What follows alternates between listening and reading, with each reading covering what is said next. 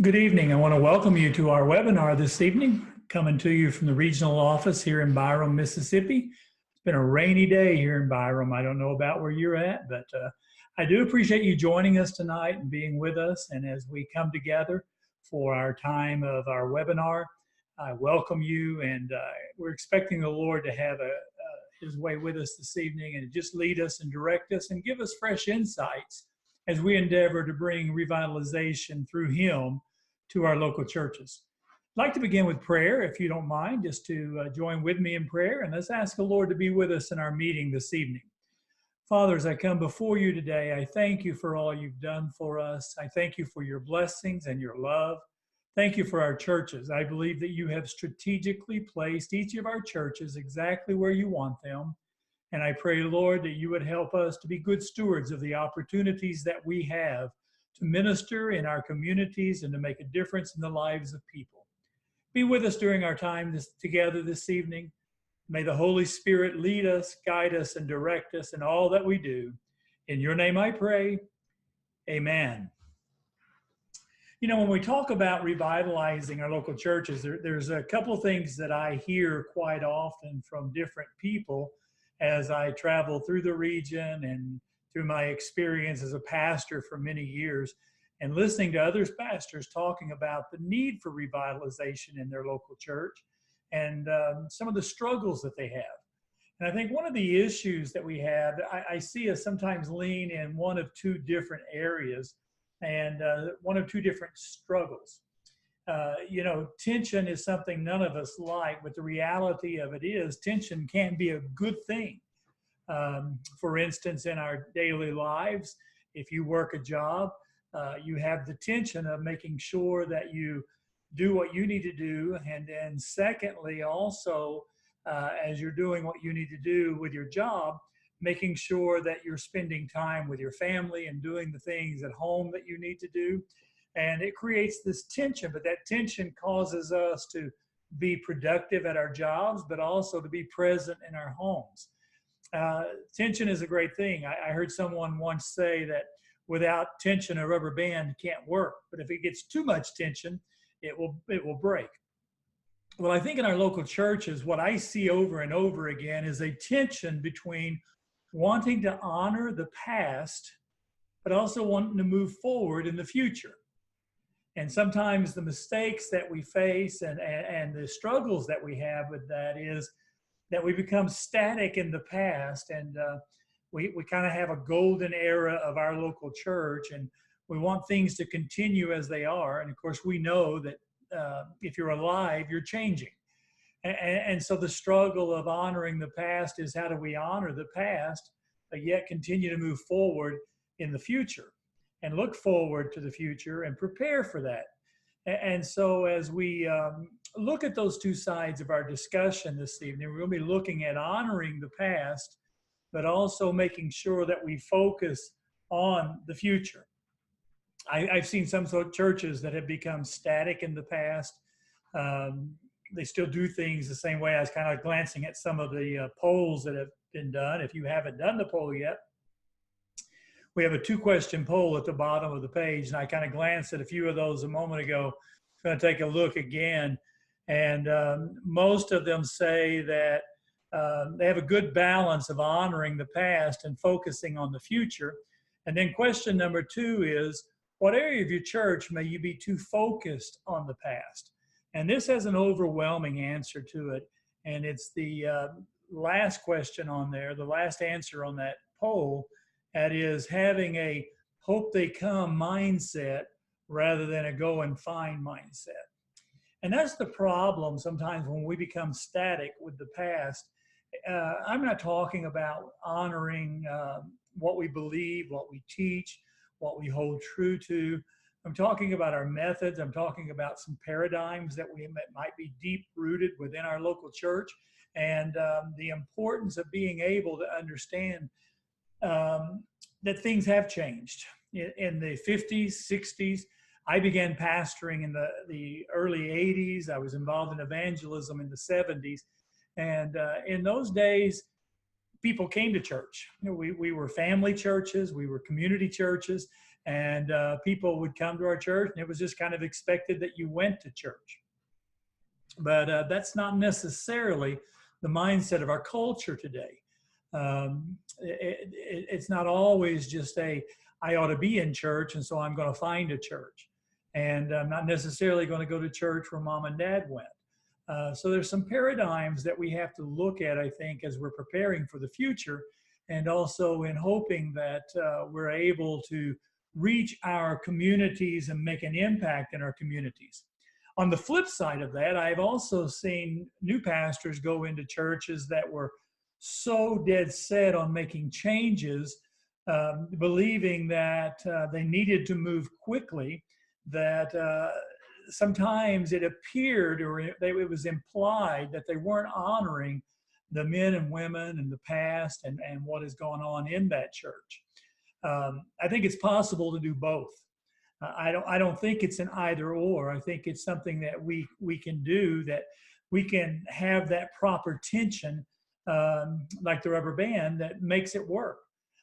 We certainly don't want to disrespect those who have come before us. We don't want to show a lack of honor to them. We want to recognize their contributions in bringing us to where we're at today. But we also want to look to the future. And we also want to make plans for the future. We also want to recognize there may be some paradigm shifts that we have to make in order to ensure the revitalization of our church and the thriving of our church. And before we really dig into that, I also want to remind you that it's a given, though I won't say a lot about it. It is a given that revitalization, revival comes from the Lord. So prayer is of utmost importance in revitalization. We can do all the steps. We can create all the programs. We can do all the activities that are suggested in revitalization. But unless we're calling on the Lord and are bathing our efforts in prayer and in seeking the Lord and asking the Lord to be with us, it's in vain. We're building a house that is built on sand that will crumble. I recognize that the Holy Spirit has to lead us and direct us and guide us. And there's no set blueprint for revitalization. So I'm not here this evening to talk about you need to stop doing this and you need to start doing that, because each of our local churches are different. They have different personalities. They are located in different communities. They are reaching different people. And so as we join together in our discussion and in our conversation this evening, it's important that we recognize and we remember, and it is a given, that we recognize our dependence upon the Lord and upon the anointing of the Holy Spirit to be with us and guide us in our seeking what He has done or what He is going to do. John Maxwell is the first person I ever heard say this. I'm sure it's not original with him, but he's the first person I remember saying it back in the 80s. John Maxwell said this: if we keep doing what we've always done, we'll keep getting what we've always gotten. And back in the 70s and 80s, when I first became involved in ministry, that might have worked, doing what we always did, because there weren't a lot of options. We had the program set for us. In fact, I heard an older pastor that was retired one time say that he couldn't pastor now. And when asked and pressed on why couldn't he, because he was a very successful pastor when he was engaged in full-time ministry, his response was this: I never sat around thinking, how are we going to do church? Because it was already outlined for us. We all did the same thing. We had the same programs. In the Church of God of Prophecy, we had our auxiliaries. We operated those auxiliaries. If we moved to a different church, we knew those auxiliaries were going to be in operation there. And they were going to, we were just going to step in and continue what was done. We had one source of literature, and there wasn't a lot of different sources of literature. And he said, today I would have to think about how I'm going to develop different ministries and how we're going to do all of that. And I'm not certain that I could do that. So I think it's important that we understand that we do live in an age of shifting and an age of change. And it's not that what we did in the past was wrong. And it's not that it won't work today, but we have to be willing to evaluate it and look at it. And just because it's what we've always done doesn't mean it's going to continue to work. And what I would say in some of our churches is I hear the heart cry of many people that if something doesn't happen, our church isn't going to make it. And what I would say to them is, well, let's do something different then. If what we're doing isn't working, let's do something different. Let's try something different. I think we need to recognize that things that worked in the past won't necessarily work today. They may not, but we need to be willing to evaluate that. And that doesn't mean that what we did in the past was wrong. Sometimes we give the impression that because it doesn't work now, that it really wasn't good for then. And that's not necessarily true. I think that we can honor what we did in the past and recognize the inspiration behind it, the wisdom behind it, and yet also carefully evaluate, is that a method that can be used today, or should we be looking for another way to do ministry? And one thing we've already talked on, and what I see in the poll and what I heard in our last webinar, was that many in our churches have a come and see mentality, that we keep waiting for people to come to our church. And I think that we can recognize, and most of us can agree, that doesn't happen very often. We've got to change the paradigm in our congregations of, rather than saying, let's sit in the four walls and people's going to come, as they did in the 50s and 60s and 70s, we got to be willing to go. We've got to be willing to take the gospel to people. We've got to be willing to minister outside of the four walls of our church.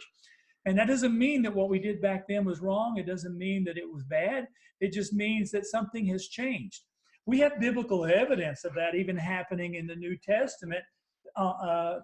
In the book of Acts, Acts chapter 15, we have the first recorded meeting of what we would call an international assembly, the first gathering of the church to discuss some issues that were going on in that time.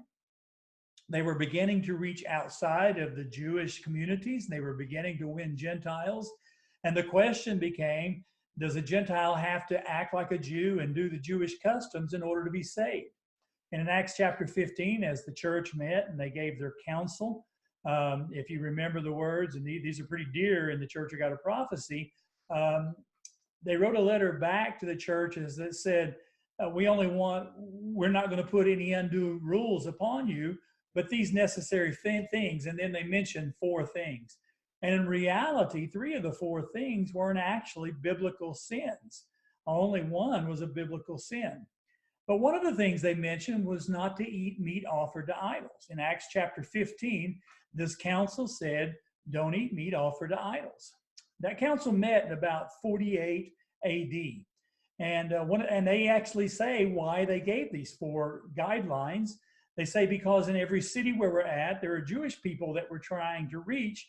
And if they were to see you participating in these activities, now not the Jews that have been converted, but the Jews that were the Israeli people who had not been saved yet, if they were to see you participating in these activities, they wouldn't give ear to you.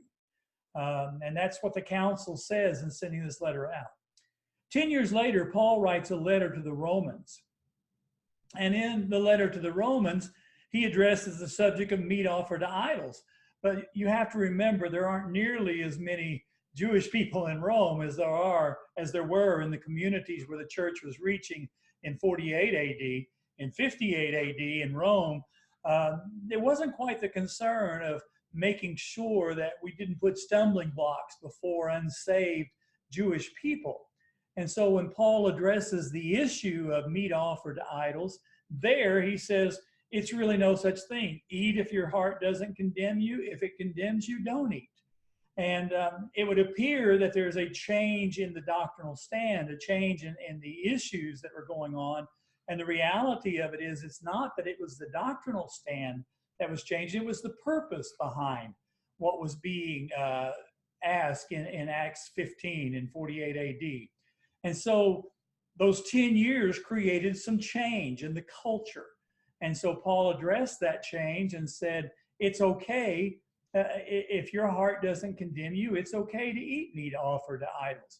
And what he's addressing in that passage of scripture is that what was proper in 48 AD wasn't necessarily needed in 58 AD.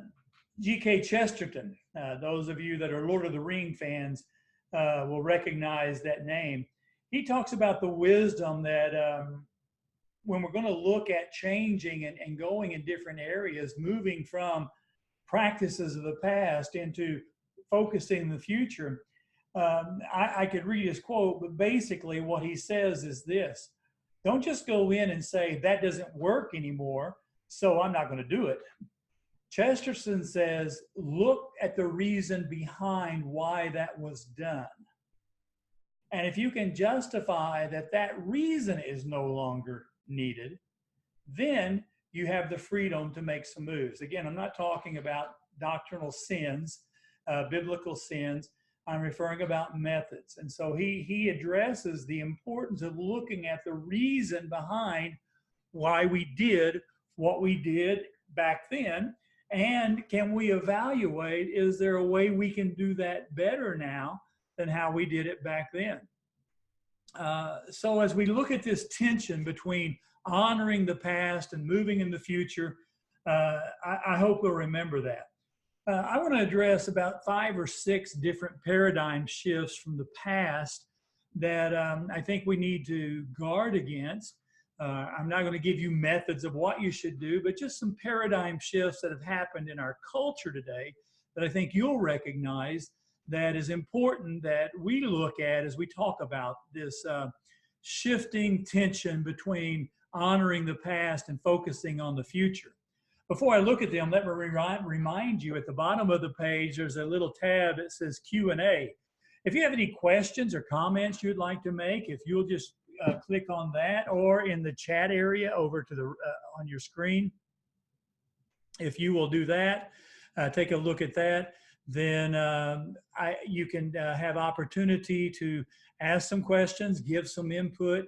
We'll spend about 15 more minutes talking this way, and then as we do, if you have some questions, you have some things you would like to add, feel free to do so in those areas as well, and I'll take a look at those when I finish up. One of the things that I hear in communities and hear people say is things like this: there's just not enough people in our area. In our particular region, we have a lot of rural churches.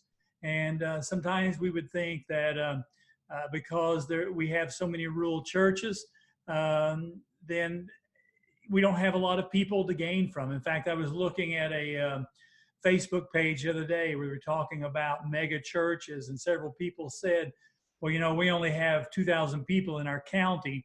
We're not going to have a mega church in our county. And that's certainly true. But I think the thing that we have to recognize is there's lost people all around us. There are people that need help. There are people that need the Lord around us, even in rural areas. And so we've got to make that shift from there's nobody to there is somebody. And I think sometimes the reason why we make that is because in times past, we kind of grew accustomed, for lack of better terms, of picking the low-hanging fruit. You know, when you would go out to an apple tree, it was easy to take the apples that were low-hanging. And sometimes in our evangelistic efforts, it was easy to reach out to the people that were easy to reach, people that were family members, people that had been in our church and no longer attending, different activities that were going on.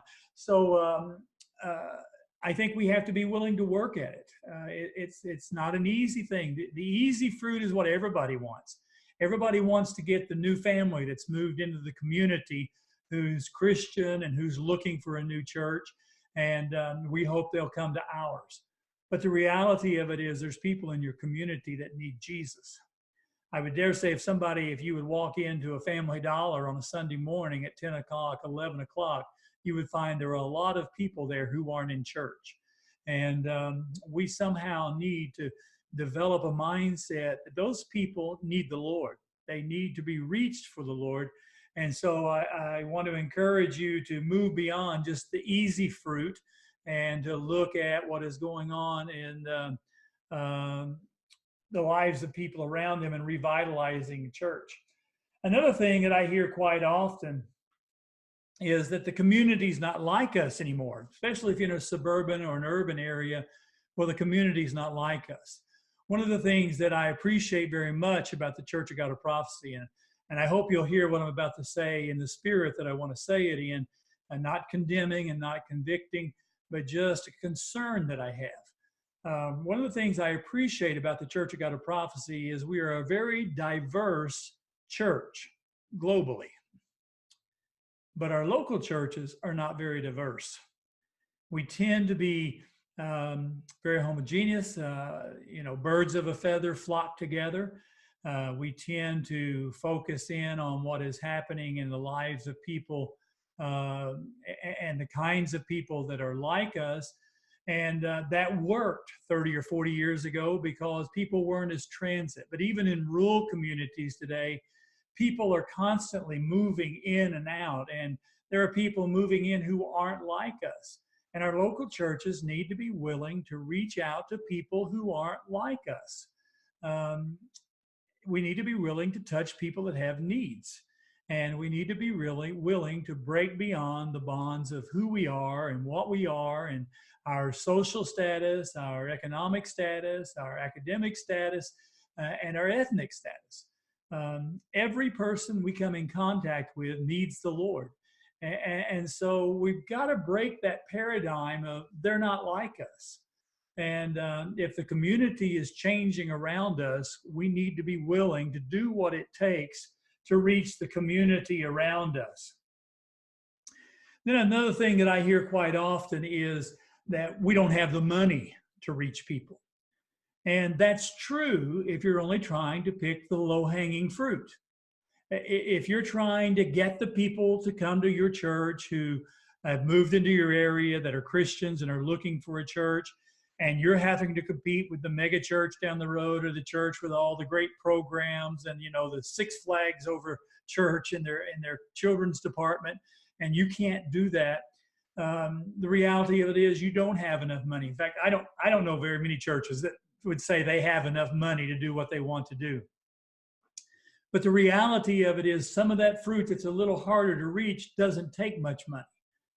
There are people who just want to know they are loved, that want to have somebody that's there with them, that want someone who will love their children, want to have someone who will reach out to them in times of need. I think about Pastor Tim Winters, and one of the things that he shares with young ministers, I think is, I wish I'd have done this more. Wish I'd have heard this advice from him when I was pastoring. He says when he goes to the hospital, he never just visits the one room where he's going to visit. He's going to stop by 2 or 3 rooms and have prayer with people. And sometimes there's elderly people in there that will never leave the hospital.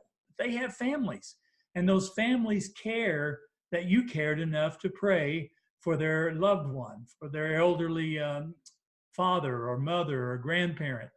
And that's something I'm not comfortable to do, but yet that's the higher fruit that sometimes is going to take a little bit of work and uncomfortableness to reach. If all we're looking for is that low-hanging fruit, we're going to struggle at revitalizing our churches. And going along with that, again, we can't compete with the bigger churches. We don't have the programs. We don't have the facilities. I would dare say that most unchurched people really don't care about the programs and the facilities. They're looking for someone to love them. And I want to give you some suggestions in a few minutes on some things you could do just to reach out to that higher fruit, not the low-hanging, easy fruit to get, but that higher fruit.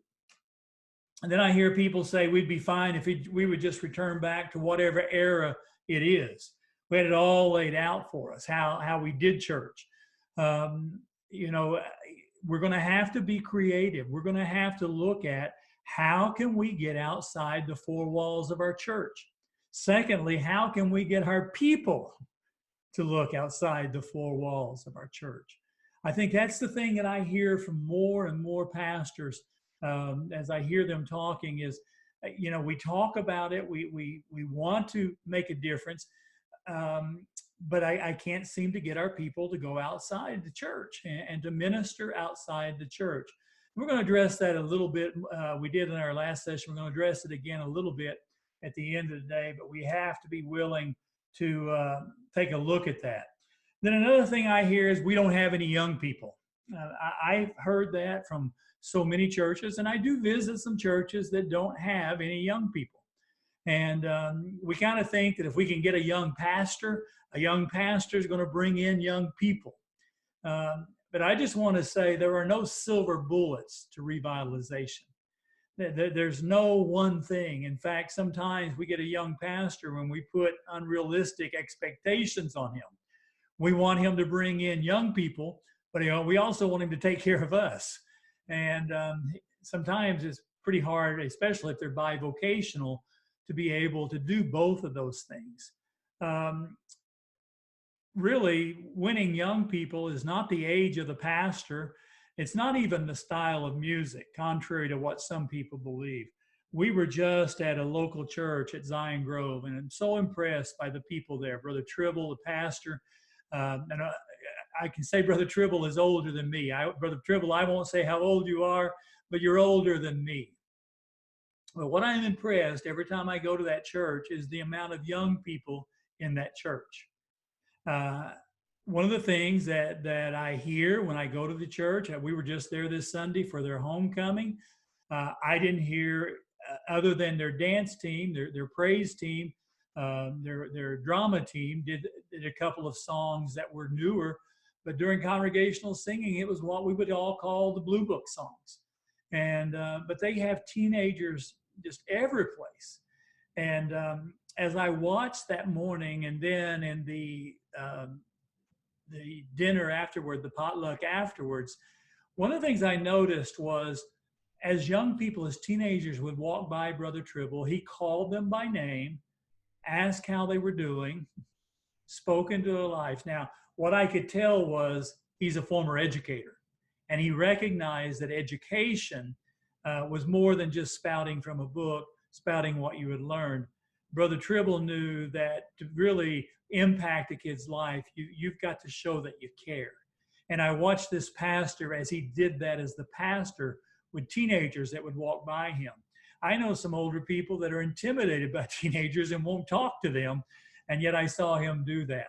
The church there, I'm not there all the time, so I don't know what type of music and style of music they sing all the time, but I heard a lot of Blue Book songs, but yet there were a lot of teenagers there.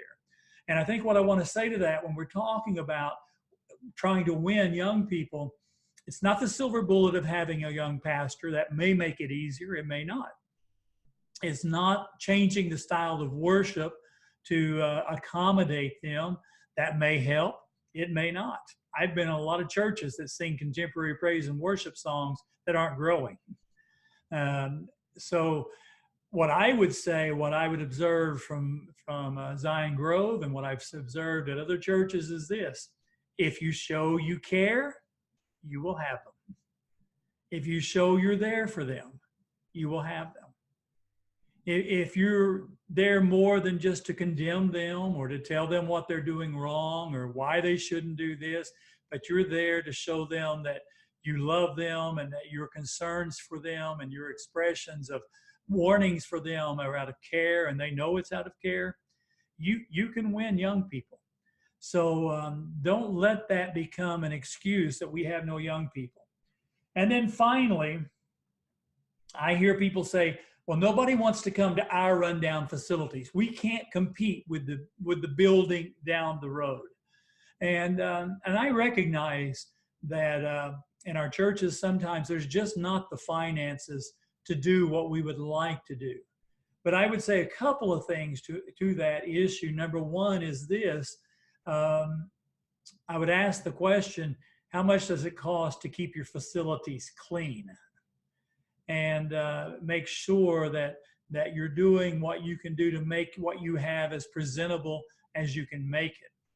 Another question I would ask you, and I think this is an important thing that you're going to have to evaluate with your congregation, is why is your church building there? Now, I'm going to express something that I have a deep conviction about. And I recognize that Others don't feel the same way that I do, but I believe the local church is for the community. I believe we are there to impact the community. I believe God has placed us there to make a difference in that community. I don't believe the community is there to come and help us build our church, give us money, cause our rosters to grow, our numbers to increase. I believe we are there to make a difference in our communities. And one of my deep held beliefs is this: we build our facilities for the communities, not for the church. The church can meet anywhere. We can worship Jesus anywhere. And so I would challenge you to kind of address the paradigm that that church building is something sacred for the saints, but in fact is something built to help the community and be a blessing to the community. Now, I know we need some guidelines with that, and I know there needs to be some wisdom with that. At the last church where I pastored back around 2006, 2007, we began looking at, we had quite a bit of acreage, we began looking at putting in a softball soccer field. And it wasn't going to be tremendously expensive, but it was going to be a pretty good expense. And one of the things I told the church was this: if we are building this just for us, then I don't want to build it. My kids had just come out of playing Little League baseball. Soccer was becoming very big. I knew that in our community, Little League coaches couldn't find enough fields to practice on, enough places to practice. Soccer coaches couldn't find places to practice. So one of the things I said to them was, if we're going to build this, I would encourage us to say the community can use it. Now, we'll have some guidelines. We'll have some things that they need to do and some things they can't do while they're there, but we need to build it for them. Our family life centers, what an opportunity to allow our community to be a part of that. I think of the Union Grove Church, Brother Ryan Napolo up there. Their facilities is constantly being used by their community as they are allowing the community to have those facilities to make a difference and to impact them. And those people are coming into their church, and some of them are coming back to church. So I would say that allow your community to use your facilities. And again, when you talk about rundown facilities, if you're talking about the low-hanging fruit, that may make a difference. But I'm telling you that there are church after church, church after church after church that don't have the best facilities, but they're winning new people. And the reason why is because those people are important to them. They recognize they're not there just to take care of the sheep that are already coming, that the facilities, the ministries, everything about that church is there to impact the people. Rick Warren, in his book, Purpose Driven Church, begins the first chapter like this: it's not about you. Now, he's going to go on to say it's all about God. And of course it is. But I would tag on with Rick Warren's thought. Not only is it not about me, and it's not about my wants, it's about what can we do as a church to impact our communities for the kingdom of God. So let me give you a couple of suggestions as you endeavor to move forward, because I know that you will experience some conflict. You will have some who aren't happy with the decisions to move forward, whether it's style of worship, whatever. Let me tell you some of the things that I think you can do. And one is honor the past as you move forward. When I was pastoring in Chattanooga back in the mid-90s, we began to talk about getting a projector. They had used the overhead projectors, the old style where you had the acetate and you had the words printed on them or written on them, and you would show it on the wall. And then they used hymnals. And we began to look at, and we were one of the first churches that began looking at putting a projector in our church, one of the first small churches. Mega churches were doing it. The smaller churches weren't doing that. And one of the things that I appealed to them was this: our church at that time had a rich history. That local church will be celebrating their 110th anniversary this year. And one of the things about that church they took great pride in was, in the past, they were the first church in Chattanooga to ever put carpet in their church. They were also the first church to ever put central heat and air in their church. And they had all kinds of firsts like that.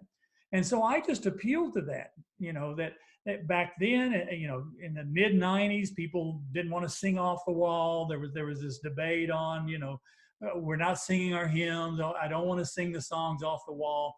And so I just kind of appealed to their history. You are a church of first. And then I also appealed biblically that Jesus, when he preached, he spoke in parables. Parables was the way that people passed information on from one to another. Now we do it more visually. And so I appeal to that.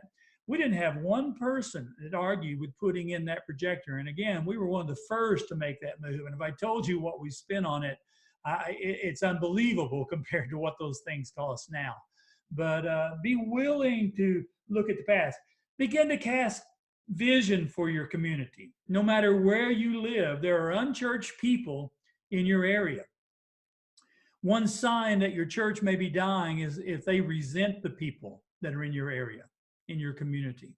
They're not like us. And you begin to hear things like that. And we're not sure about whether we can trust them. But I want to say to you that God is sovereign. And your church is where it is because that's where God placed it. And if it's still there, it's because God placed it there. And he knows the address of your church, and it's not by accident. You are there for a reason. You are there to impact your community. So I want to encourage you to begin to cast a vision with your people about let's touch our community. If they're a different ethnic group, let's touch them. Let's reach out to them. If they are a different social economic status, let's reach out to them. If whatever it is that might be different that we feel separates us from them, let's begin to creatively figure out how we can touch and impact their lives. And then I would say celebrate what you want to see done. When somebody does what you're wanting to see done, celebrate it. I didn't do this well as a pastor, and I wish I had done it much better. When I began to talk about let's minister outside the four walls of our church, when someone did that, I needed to come back on Sunday morning and celebrate that with people. I'm not bragging on the person. I'm not bragging on what they did. I'm celebrating that they are fulfilling the Great Commission. Business leaders will tell you, those who teach on successful business and developing a culture in a business will tell you that if you want to see your culture change, then you need to celebrate the change when you see it happen. So take opportunity to celebrate change in your life. And then I want to give you one final thing, and then we'll look at some questions you may have. I touched on this a moment ago, allow the community to use your facilities. I heard about a local church recently, and I thought this was a great idea. They took one of their old Sunday school rooms, and they just went in, cleaned it out, painted it, put posters of animals and things like that all over it. Somebody, I think, painted some pictures on it. And that became the birthday room. And they let it be known in their community that if they needed a place to have a birthday celebration, they could use their birthday room. If you have a fellowship hall, families are always looking for places to be able to come together with their families and have celebrations. Now, if you're at a smaller church or you don't have extra staff, pastors, I would say that you need to limit this to maybe once a month, that you let it be known that once a month your fellowship hall is available, because you're going to need to be there with them, and you don't want to be there with them every night or once a week either, because you've got church activities you've got going on. But once a month, make that birthday room, make that fellowship hall available to someone in your community so they can come in your church. Also, if you decide to do that, there's a couple of things you need to know legally. First of all, you need to check on your insurance and make sure your insurance will cover any damage, or if someone were injured, check with them and make sure that would be covered. I think that you also need to have a form created that they have to sign that you're not held responsible for anyone that was injured. The Church of God of Prophecy has a facility use form, a guideline that's been set forth from our international offices that you need to get. And on our website, where this webinar will be archived. I'll have that link available for you. If you just go to Leadership Development, Webinars, and then the Revitalizing Our Local Churches, and then click on the subject for tonight. I've got some links already there for you. And one of those links is our guideline for property usage. We don't want our property to be used for things that we would consider immoral and ungodly. And so they have developed some things that they say we can't allow on our church property. So it will help you legally and it'll protect you legally. So I would encourage you to download that, take a look at that guideline. If you've not done so, I'd also suggest as a local church that you would pass in conference, that you accept that guideline as outlined by the international offices, so that it will provide you some legal protection. All right, I'm going to take a look here. We've got a few questions. I want to take a look at a couple of those. See what we've got here. All right, I got a question on how do you proceed when change brings reassignment of leaders? I'm assuming that means that some of those that were in leadership in past will no longer be in leadership. That's a difficult thing. I think that we have to be careful that we honor those who have served so faithfully, and that we recognize what they have done. And in our talking with them and our communication with them, that we are careful to honor them, and that we are careful to show respect to them, and that we publicly honor them for what they have done. And let them know that we're not moving them because they didn't do a good job, but we want to share the load. We want other people to have opportunity to serve as well. And so that's one way I would address it. Another thing that I would suggest, and that goes along with that question, is that it's not fair to those who have been with us for a long time, some of those who have been members for a while. It's not fair to spring change on them and then just do it. One of the things that I always felt very strongly about was if I was going to bring something into a conference to make a change, I'd already fought that battle before I took it to conference. I wasn't going to have that fight in conference. I was going to talk with people and communicate with them and share with them. Let me give you an example of how that worked one time at our local church. When we went to the church there in Chattanooga, we were there 25 years, but this is right after we had first gone there. They had a Bible study on Wednesday night, mainly senior citizens, and there weren't very many that actually attended that. They had a choir rehearsal that went from 6:30 to 7:30, and then from 7:30 to 8:30, we had Bible study, and there was only 4 or 5 or 6 that was there for that. Well, I would call it anointing from the Lord or common sense. What I began to recognize was our senior citizens didn't want to drive at night. And so I came up with the idea of why don't we do that Bible study in the morning? Now, I was a full-time pastor. I was not bivocational. I was there on Wednesday mornings anyway. So I began to talk to a couple of the people and just see what they thought. And I'm going to give you two good words of advice when you're making change. Number one is talk to people first, one-on-one. Let them hear your vision. Let them hear your thought processes so that they can understand why you're looking at making the change. And I'll never forget going to a dear saint, Sister Smith. She was one of our more conservative members. And one Sunday morning, she was coming in for Sunday school class early, and I happened to be standing in the doorway of the sanctuary, and I saw her go by, and I just said, Sister Smith, can I talk with you for a moment? And she came in to me, and we were standing there, and I said, you know, I'm trying to figure out what we can do with our Bible study to get more people involved with that. And one of the things I've thought about is our senior citizens don't like to drive at night. What do you think about if we'd move that to 10:30 on Wednesday morning rather than 7:30 on Wednesday night? That way they're there during the day. They don't have to drive any at night. They don't come back on Wednesday night. They just meet with us on Wednesday morning at 10:30. And I'll never forget her reaction. She started crying. Tears began to flow. And she said, Brother Stone, no one has ever asked my opinion about anything in our church. Now, this lady had been there, and to be honest, she had expressed her opinion a time or two, but no one had ever asked her opinion. And so I suggested to her, and I asked her, well, what do you think about that? And then here's the second thing I would suggest. Don't leave it as we're going to do this without an end time. And what I said to Sister Smith and the others was this: let's try this for 6 weeks. Let's see how it goes for 6 weeks. And if we don't like it, we'll go back to doing what we had been doing.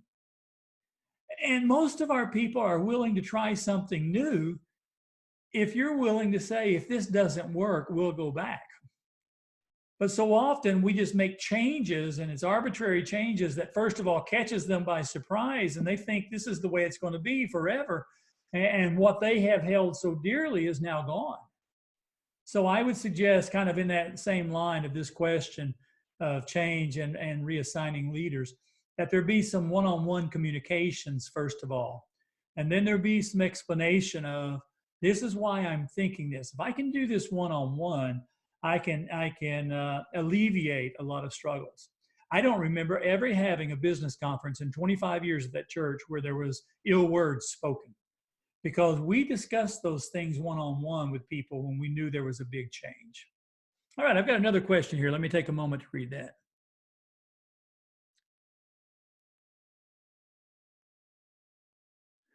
All right, this is the mindset of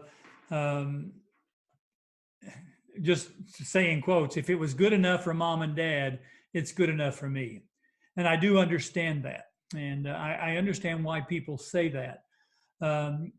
Here's how I approached that at the local church where I was at. And I want to tell you a little bit about the local church there in Chattanooga. When Shirley and I went there to the pastor, the average age was 69. And in about 10 years, we lowered that average age to about 37, 38, 39. And we were able to do it without being offensive to our older people. And we did lose some people along the way, but usually it wasn't because of changes. There were different issues that went along. When you've been somewhere 10 years, at that time, people were used to having a new pastor every 3 years. And so when they didn't get a new pastor every 3 years, they went and found a new pastor. But for the most part, people stayed with us. And one of the things that I tried to do, again, this was a church with rich heritage. I mean, we talked about mom and dad, we talked about grandmas and grandpas, even great grandmas and great grandpas. And that conversation went on quite often. And one of the things I would say to them was this: you know what? Your parents sacrificed for this church. Your parents cooked chicken dinners, they quilted, they sold things, they worked hard to have this facility. Wouldn't it be a shame if our generation let this die? Wouldn't it be a shame if what they sacrificed so hard for ended? Let's do what we need to do to ensure that their legacy goes on. And again, I think there's a lot of ways we do that in making sure we honor the past. In my office there at the local church, I had a table that came from the old church. And the old church was down in the urban part of town. And about 12, 13 years before I came as pastor, they built a new church out in the suburbs, out by the big mall, and moved out there. There were 2 pieces of furniture that were in that church that came from the old church. One of them was an altar that in the 40s, during World War II, the women would meet once a week, and they would write the names of the men that were in the war on the bottom of that altar, and they would pray for their safety every week. And there were 20, 30 men who were in World War II. Not one of their people lost their lives. And they attributed it to the prayers that were being made on a weekly basis for those people, putting them on the altar.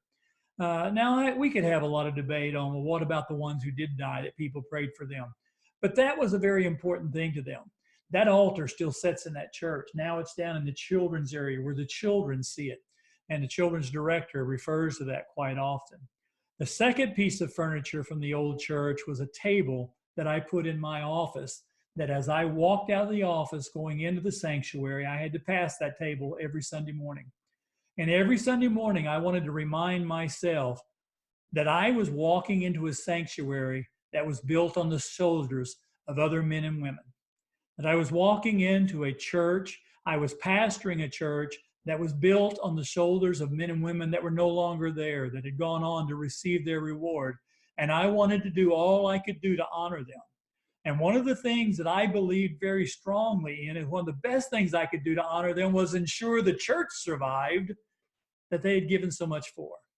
So concerning that question, those who hold on and say this is what it's always been, I think that you have to honor their parents, you have to honor their heritage, but also I think you can address the importance of being certain that what they have given themselves for continues. See if I've got anything else. All right, anybody else have any questions or comments you want to share this evening?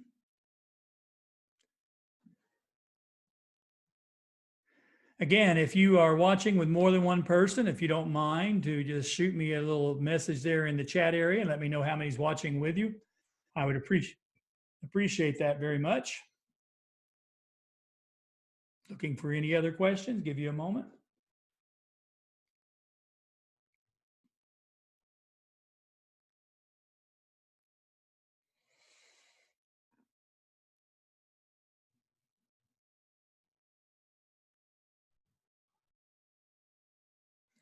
Good to have Michelle Brooks Young with us from Tennessee, watching with us tonight.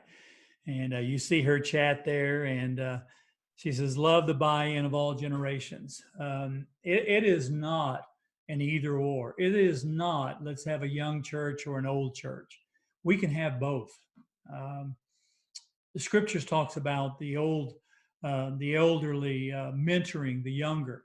And you can't do that. And it's not just our churches that are older that have that problem. I walk in churches sometimes that all you see is young people and all you see are young couples and you don't see any elderly people. It's important for those people to be there. They have wisdom, they have experience, and they can teach us things. Again, Sister Smith, one night in a youth service, our youth pastor asked 4 or 5 of our senior citizens to come in and just share from their life experiences, and just a kind of a Q&A time with some of our young people. And a lot of our young people didn't have a church background. They'd gotten saved and were attending youth group at the time, but they didn't have a church background. As Sister Smith began to share her past experience, they were shocked at some of the things that she shared. They were shocked at her life and where she was at and where she had come from, and even some of the things she had struggled with even after she became a Christian. So I think it's important we have those opportunities. And I'll add this going along with what Michelle is saying. I recognize the importance of children's ministries, that we have age-appropriate teaching for our children. But I personally think we have lost something when we're always separating our children from our families. That when every service we've got something going on that's age-appropriate, and they're never sitting with their families. And here's why I say that. We were pastoring a church in Florida.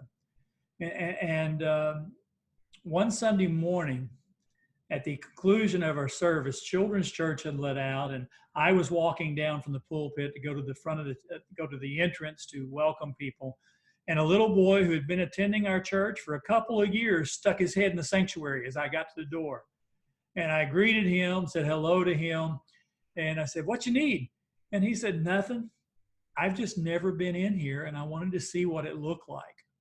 And I thought to myself, how sad that this little boy, probably 5 or 6 years old, had never been in our sanctuary. He'd been in children's church on Sunday mornings, didn't come on Sunday nights, was in what we called then Gleaners, children's ministries on Wednesday night. He was never in the sanctuary with his mom and dad. And so I've, since that time, instituted a policy that one Sunday a month, our children worshiped with their parents. And I welcomed them to sanctuary on those mornings. And I would say something about our children were with us today.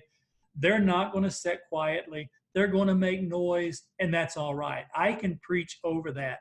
But I want them to know they're welcome in this church. So I think we go back to that. There's no young people in our church, and I think that's a mindset. That's an attitude. If you have a welcoming attitude, regardless of your music style, regardless of the programs that you have, if you have a welcoming attitude and a loving attitude to young people, they'll pick up on that. Children will pick up on that. I picked up something from my friend Brian Sutton. When Brian was pastoring at Peerless Road and children would come to talk to him, Brian always knelt down to their level, because Brian, like me, is tall. And sometimes we can be a little intimidating to kids. And I learned that when I talk to children, I need to kneel down to their level and look them in the eyes and let them see me face to face. Like, that's just a part of being welcoming to them. So again, when we talk about these paradigm shifts and changing, I'm not talking about we have to change a whole lot other than just the fact that we be courteous to people and kind to people. Let's see what we've got going on here. Glad to have the Farrs from Turkey Foot Fork and Adams Arbor watching us. Kenny and Diane from Manny, I started to say Texas, Louisiana watching us. Brother Charles, too, from there. Good to have the Scallions with us. Man, I appreciate. I see some of these of our older pastors that are joining us. People say our older pastors can't do the technology, and there's so many of them that are joining us through the webinar. And I thank you guys for venturing out and doing this. And we just want to encourage you to continue to be faithful and know that you're making a difference. Know that what you're doing matters. One of my favorite verses is 2 Corinthians chapter, I think it's chapter 10, but it's in 2 Corinthians, where Paul says this: nothing that you do for the Lord is ever useless. Everything matters. And so I just want to encourage you to continue to do so. Continue to be a blessing. As we continue talking about revitalizing our church, if I could leave you just with the one thing I think is the most important, is attitude is everything. We have got to quit believing we can't. We have got to quit believing that people don't want to come to our church. We've got to recognize we have something amazing to offer them, the love of Jesus, the message of the good news of Jesus Christ. We may have to go outside the four walls to make an impact in their lives, but let's be willing to do that. Let's go make a difference in their lives, and let the Lord anoint us. May the Lord richly bless you. Again, if you want any of those links, I've also got a couple of books. For those of you that were with us last time, we're talking about making sure our facilities are as presentable as they can be. I have the link that's for the facility appraisal. Get a couple of people of your church just to walk through with you.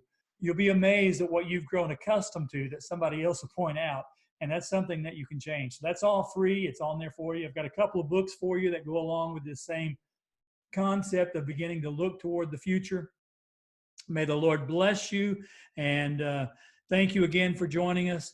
And as we move forward, we'll be looking forward to enjoying being with you next month, and praying for you that God will bless you.